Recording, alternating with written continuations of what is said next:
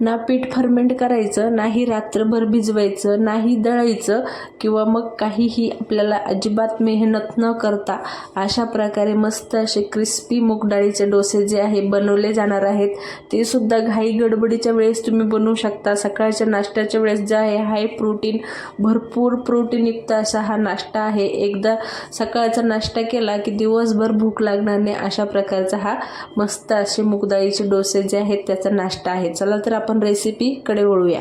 तर इकडे जे आहे एक बोल घेतलं, त्यामध्ये 1.5 वाटी जी आहे मुगाची डाळ घेतलेली आहे। आता तुम्हाला किती करायचं त्या प्रमाणात तुम्ही घेऊ शकता। इथे मी जे आहे 1.5 वाटी आपली नॉर्मल मुगाची डाळ घेतलेली आहे। त्यानंतर त्यामध्ये जे आहे पाणी घातलं, भरपूर पाणी घालून जे आहे 2 ते 3 पाण्याने स्वच्छ धुवून घ्यायची, म्हणजे त्यातली जी डस्ट वगैरे काही असेल ते निघून जाईल। आणि अशा प्रकारे जे आहे चोळून मस्त अशी स्वच्छ 2 ते 3 पाण्याने धुवून घेतली।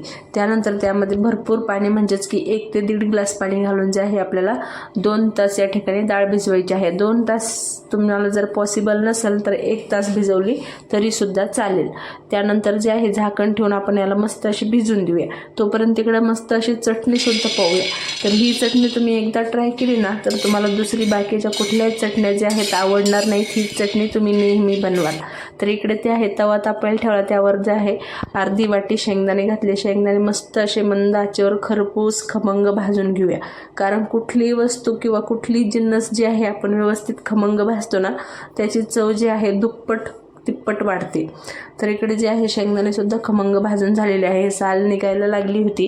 त्यानंतर या ठिकाणी जे आहे 5 ते 6 हिरव्या मिरच्या घातल्या। हिरव्या मिरच्या सुद्धा थोड्याशा हलक्या भाजून घेऊया। 1 ते 1.5 मिनिटासाठी इकडे हिरव्या मिरच्या सुद्धा मी थोड्याशा गरम करून घेत आहे। त्यानंतर भरपूर अशी कोथिंबीर घातलेली आहे, कारण कुठल्याही चटणीला जे आहे कोथिंबीर जी आहे वेगळीच चव देते। आणि कोथिंबीरीची चटणी म्हटलं की सगळे आवडीने सुद्धा खातात। या प्रकारची तुम्ही एकदा चटणी नक्की ट्राय करा। डोस्यासोबत तुम्हाला कुठल्याही डोस्यासोबत खाऊ शकता किंवा मग भाकरीसोबत चपातीसोबत सुद्धा ही चटणी खाऊ शकता। त्यानंतर जे आहे 1 चमचा जिरे सुद्धा घातले होते। त्यानंतर 1 ते 2 मिनिटं अशाच प्रकारे मंद आचेवर जे आहे चालून घेतलं। शेंगदाणे भाजले मस्त, अशा मिरच्या सुद्धा आणि कोथिंबीर सुद्धा थोडीशी ड्राय झाली होती। त्यानंतर एका प्लेटमध्ये काढून घेतले, थंड करून घेऊया। थंड झालं की लगेच पाठोपाठ चटणी बनवून घेऊया। हवं तर शेंगदाण्याची साल तुम्ही काढून घेऊ शकता, नाही काढली तरी सुद्धा चालेल। त्यानंतर मिक्सरमध्ये शेंगदाणे मिरच्या वगैरे घातल्या, 2 चमचे दही घातलं, चवीनुसार मीठ घातले, 1 चमचा साखर घातली। अगोदर असंच फिरवून घेतलं। त्यानंतर त्यामध्ये पाणी घालायचं। आता वाटीने म्हणाल तर अर्धी वाटीपेक्षा थोडंसं जास्त या ठिकाणी पाणी घातलेलं आहे। ग्लासने म्हणाल तर अर्ध्या ग्लासला थोडंसं कमी, अशा प्रकारे पाणी घातलं आणि चटणी जी आहे वाटून घेतली। आता इथे जरी घट्टसर वाटत असेल तरी सुद्धा चटणी जी आहे ज्यावेळेस आपण मिक्सरच्या भांड्याची एक्स्ट्राची चटणी काढून घेऊ ना त्यावेळेस थोडीशी ती पातळ होईल। कारण मी काय करणार आहे, राहिलेली चटणीमध्ये थोडंसं पाणी घालून परत एकदा मिक्सरला फिरवणार आहे आणि इझी पद्धतीने सगळी जी भांड्याची चटणी लागलेली असते ती निघून येते। आपल्याला कुठलेही चमचे वगैरे वापरण्याची गरज नाही। ही ट्रिक एकदा नक्की वापरून पहा। अशा प्रकारे चटणी तयार झाली आणि कन्सिस्टन्सी सुद्धा तुम्ही चेक करू शकता। आता तुम्हाला यापेक्षा पातळ घट्ट कन्सिस्टन्सी तुम्ही तुमच्या आवडीप्रमाणे करू शकता। आता चटणी बनवली तर मग थोडासा तडका देऊया, म्हणजे चव जी आहे आणखीन वाढेल।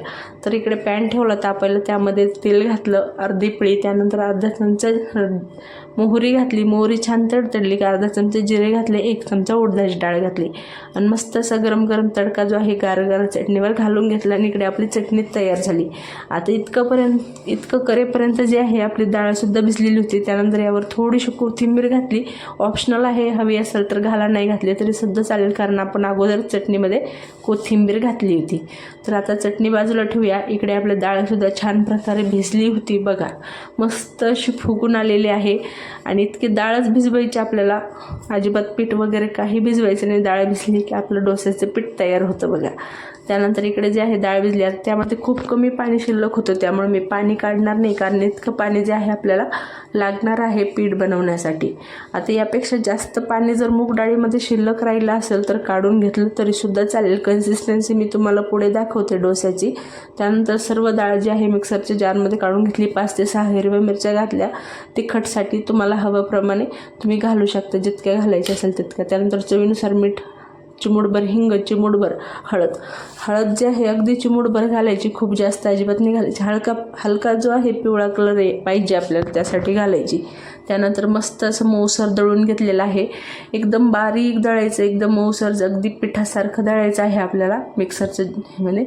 त्यानंतर सर्व बॅटर जे आहे एका बोलमध्ये काढून घेतलं आणि कन्सिस्टन्सी तुम्ही पाहू शकता. आता यापेक्षा पातळ कन्सिस्टन्सी अजिबात आपल्याला नको आहे. अशाच प्रकारची जी आहे कन्सिस्टन्सी हवी. 1 मिनिट फक्त आपण अशा प्रकारे फेटाळून घेऊया आणि इकडे आपलं पीठ जे आहे म्हणजेच की डोसाचं जे बॅटर आहे तयार झालेलं आहे. मग कसली वाट न पाहता आपण मस्त असे क्रिस्पी डोसे बनवायला घेऊया. आता हे डोस्यांसाठी जे आहे अजिबात तेलाचा वापर न करता आपण डोसे बनवणार आहोत. ऑइल फ्री नाश्ता आहे. त्यानंतर इकडे डोस्याचा तवा तापायला ठेवला.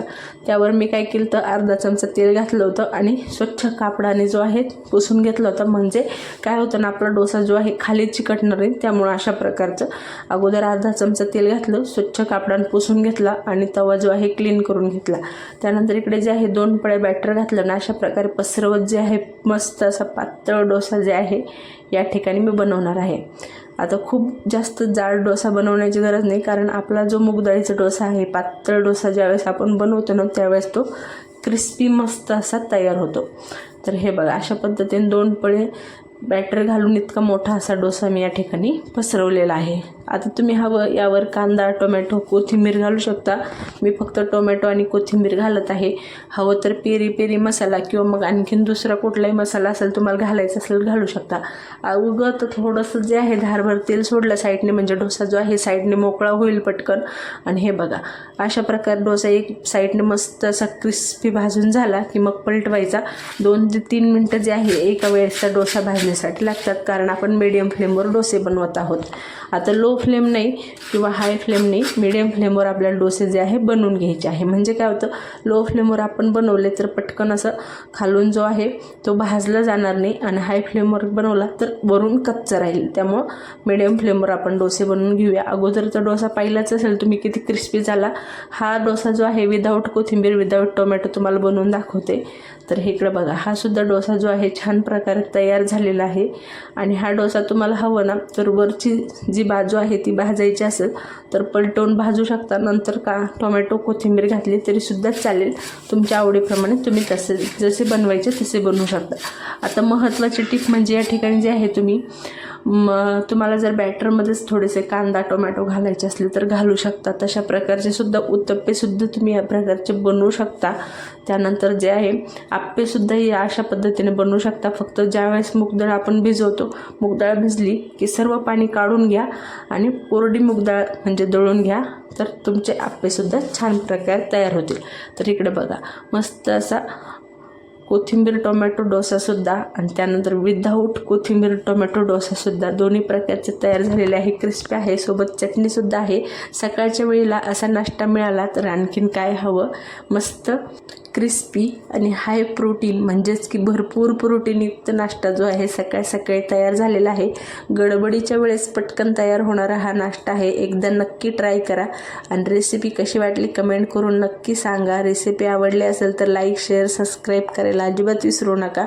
म्हणजे अशाच नवनवीन रेसिपीजचे नोटिफिकेशन तुम्हाला मिळत राहतील. छान छान रेसिपीज ट्राय करायला मिळेल. घरगुती साहित्यातून परफेक्ट आणि अचूक प्रमाणात सगळ्या रेसिपीज पाहायला मिळतील.